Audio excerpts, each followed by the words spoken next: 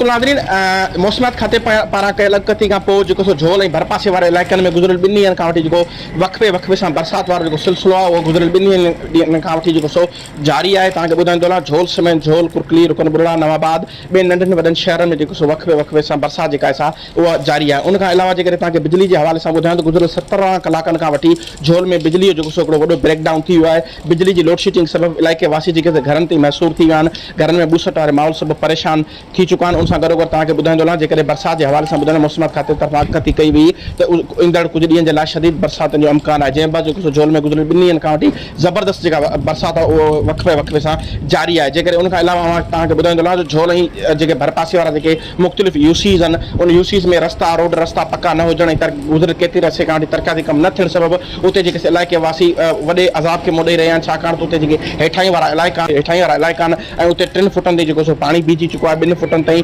1.5 foot खां वठी 2 फुटनि ताईं पाणी बीहजी चुको आहे, जंहिं सबबि इलाइक़े वासी तमामु घणा परेशान आहिनि। जेकॾहिं बरसाति जो तव्हांखे सिलसिलो ॿुधायां त गुज़िरियल 2 ॾींहंनि खां वठी वक़्फ़े सां जारी आहे। जॾहिं बिजली वारे जेका अखबूट वारो सिलसिलो आहे उहो अञा थी पंहिंजी रवायत खे बरक़रार रखंदी। जी।